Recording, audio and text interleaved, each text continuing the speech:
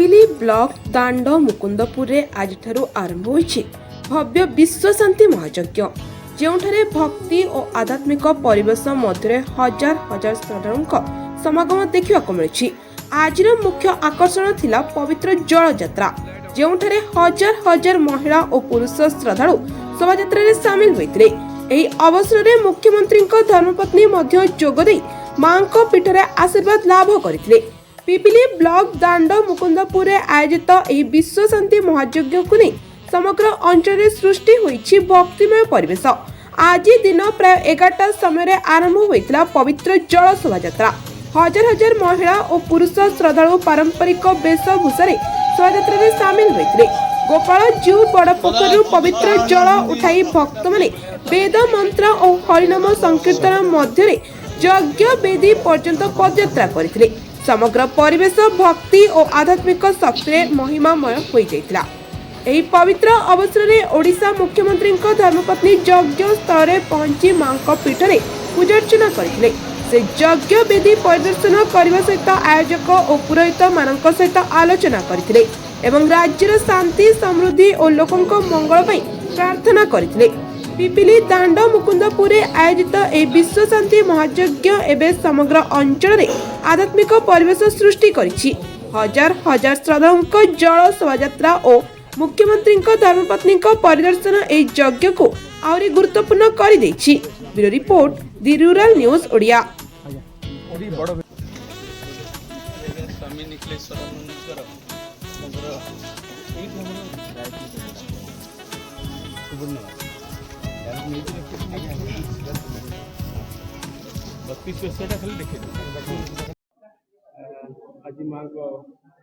जय माँ पीताम्बरी।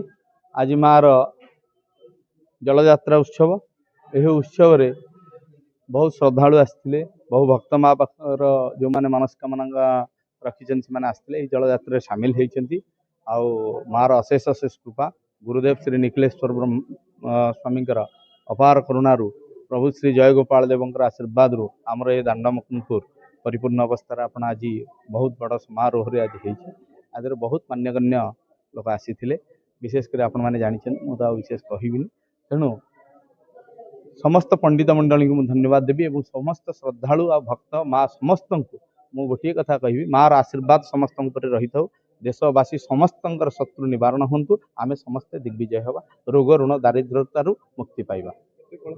दुर्गा स्वाहा ईश्वरी नमस्ते सृष्टि स्थिति विनाशनम शक्तिभूत सनातनी गुणा से गुणमय नारायणी नमस्ते।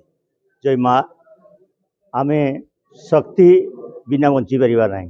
शिव एवं शक्ति ये जो अलग हो शिव हो सब हो।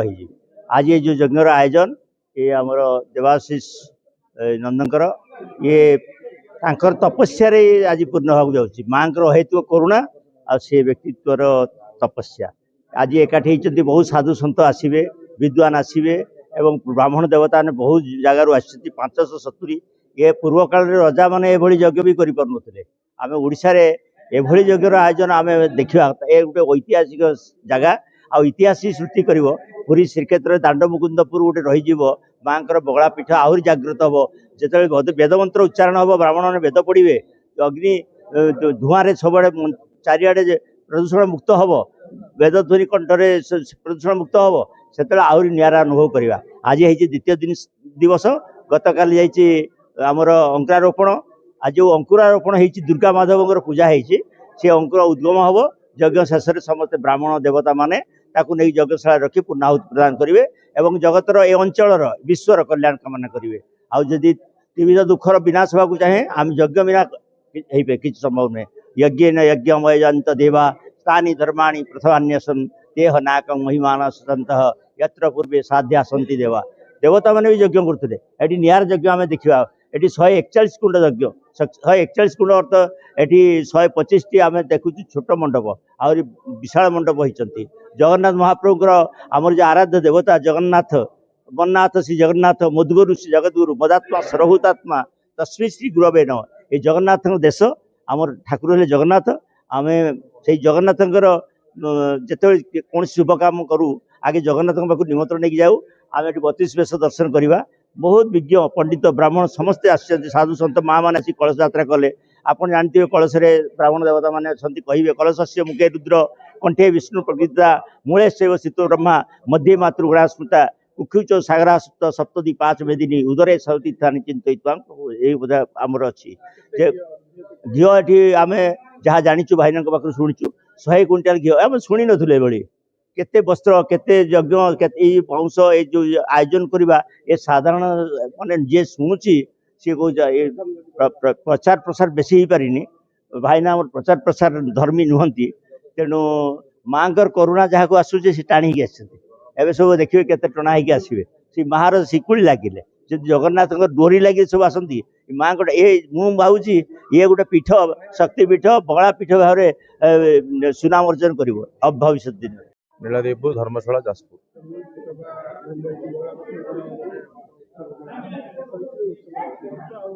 भव्य दिव्य उत्सव सारा ओडिशा रे ए अनुष्ठान सबुठारु अन्यतम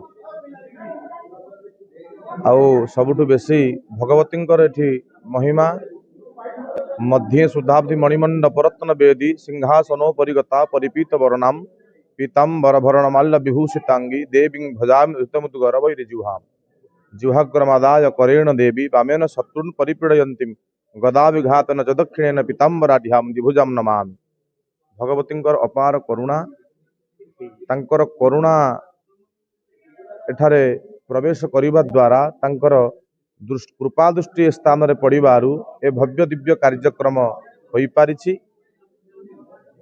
आउ समस्त भक्त मानकर मनवांछा मध्य भगवती पूर्ण करंती जो मंत्र रही श्रीं ह्रीं ऐं क्लीं बकलानने मम रिपुन्नाशय नाशय ममेश्वर्याणि देहि देहि शीघ्रं मनवांछित कार्यम फल प्राप्ति निमित्त ये जो मंत्र रही तेणुक समस्त श्रद्धालु भक्त मानकर मन भितर जो आपस्तुमगनं स्मरणं तदीयं करोमि दुर्गे करुणार्णवेशी सही भगवती भगवती को भक्त जितेबले तार आपत्कालीन अवस्था ता स्वहृदय पशुभाव दिव्य भाव वीर भाव ये तीन भाव को एकाठी करी भगवती की से समर्पित हो जाइए भगवती निश्चय फल प्राप्ति करेंगे ए पीठ हूँ स्वतंत्र एठा को आसी बहुत खुशी लगिला भगवती अपार करुणा जय माँ बगलाम्बा।